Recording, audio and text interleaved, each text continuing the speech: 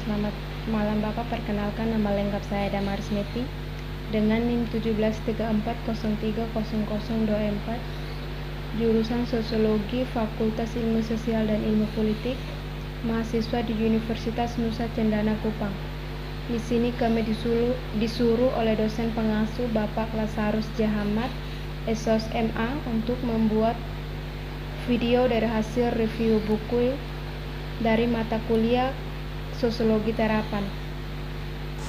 Jadi baik, di sini saya akan membahas buku review ke-8 yang berjudul Teori Atas Informasi Masyarakat yang dikarya oleh Frank Webster.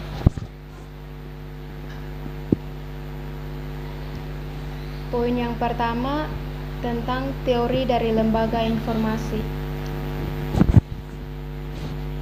Informasi dianggap sebagai ciri utama dunia kita, di mana dahulu ekonomi dibangun di atas industri dan penaklukan. Kita sekarang menjadi bagian dari ekonomi informasi global. Luas media memperluas profesi informasi dan pengembangan. Internet meyakinkan banyak orang bahwa hidup dalam masyarakat informasi adalah nasib kita semua. Mengatasi era informasi mengalir hubungan virtual dan perubahan pos, tantangan untuk satu dan semua. Dalam teori-teori dari lembaga informasi Frank Webster, mulai memahami ledakan informasi, mengambil pandangan skeptis pada apa yang dimaksud pemikir ketika mereka merujuk pada lembaga informasi, dan secara kritis memeriksa pendekatan utama pasca perang untuk pengembangan informasi. Edisi keempat dari penelitian klasik ini memperkenalkan riset baru dan dengan perubahan sosial dan teknologi dari revolusi Twitter di Afrika Utara sehingga krisis keuangan yang memperkenalkan resesi terburuk dalam seumur hidup. Dengan munculnya media sosial dan pembloasi dan meninjau kembali karya para pakar teori kunci dalam sudut pandang perubahan ini.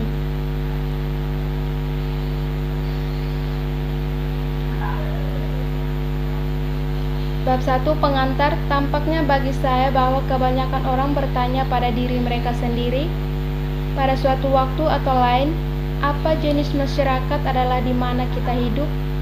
Bagaimana kita bisa memahami apa yang terjadi dengan dunia? Kemana kita semua membawa? Kemana kita akan membawa? Apa hubungan kita dengan semua ini? Ini adalah menakutkan dan sering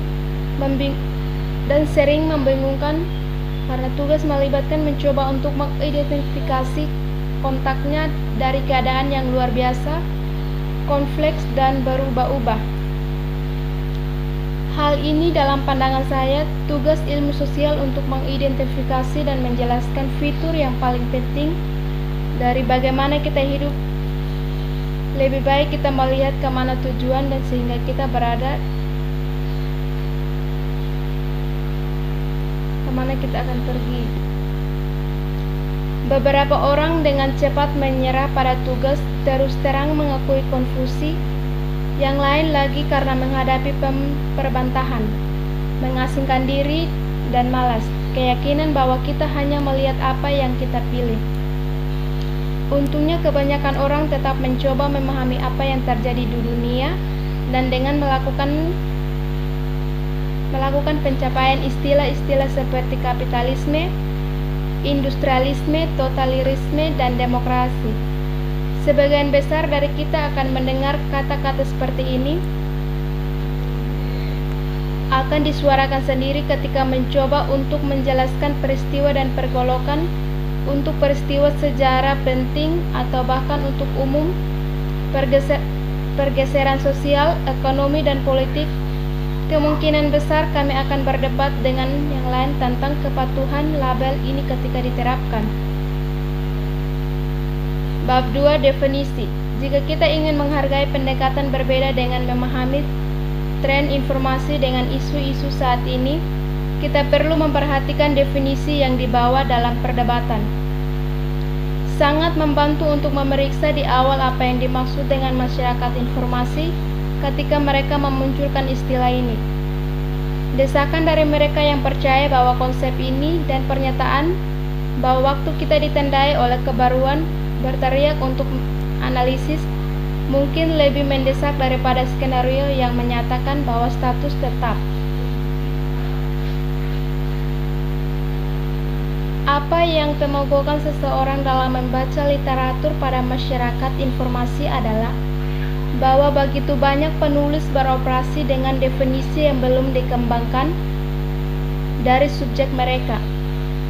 Tampaknya begitu kepada mereka bahwa kita hidup dalam masyarakat informasi, bahwa mereka dengan gembira menganggap tidak perlu untuk mengklarifikasikan secara tepat apa yang mereka maksud dengan konsep.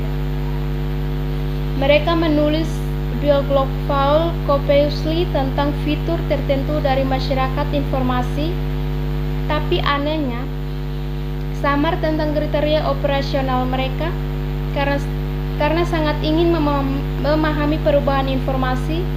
Mereka segera menerjemahkannya dengan berbagai bentuk produksi ekonomi, bentuk interaksi sosial, proses produksi yang inovatif atau apapun. Akan tetapi, sewaktu mereka melakukannya, mereka seringkali gagal untuk menetapkan dengan cara apa dan mengapa informasi legis sentral sedemikian kritis sehingga hal itu mengawali suatu masyarakat jenis baru. Apa sebenarnya informasi yang membuat banyak para pakar berpikir bahwa hal itu merupakan inti zaman modern? Yang ketiga, kualitas. Bab ini menunjukkan bahwa ada kesulitan bagi siapapun yang percaya bahwa suatu masyarakat informasi telah tiba dan bahwa bukti untuk dengan jelas meskipun sebagai perangkat heuristik, istilah masyarakat informasi mungkin berharga dalam menjelajahi ciri-ciri dunia modern, itu terlalu inisial untuk diterima sebagai istilah definitif.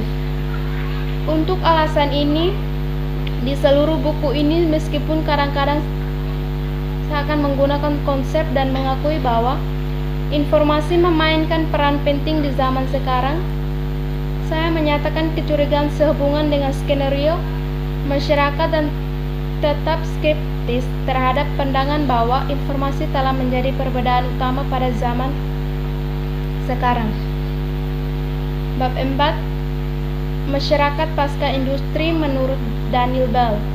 Di antara pemikir yang percaya pada gagasan bahwa semacam masyarakat baru adalah urutan munculnya karakterisasi paling dikenal dari masyarakat informasi adalah teori Daniel Bell, post-structuralisme. Istilah-istilah itu umumnya digunakan sebagai sinonim, meskipun Bell menciptakan istilah masyarakat pasca industri sejak akhir tahun 1950-an.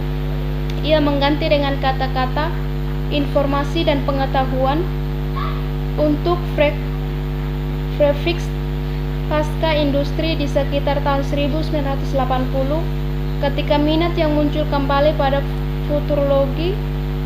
futurologi adalah peningkatan minat dalam perkembangan teknologi komputer dan komunikasi.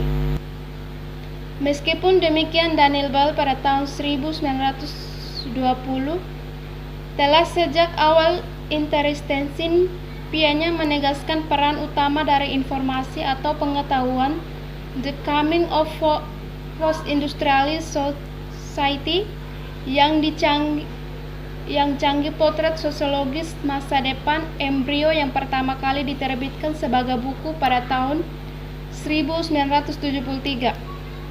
Meskipun telah muncul dalam bentuk esai sebelumnya, cocok dengan baik dengan ledakan perubahan teknologi yang dialami oleh masyarakat maju pada akhir tahun 1970-an dan awal 1880-an.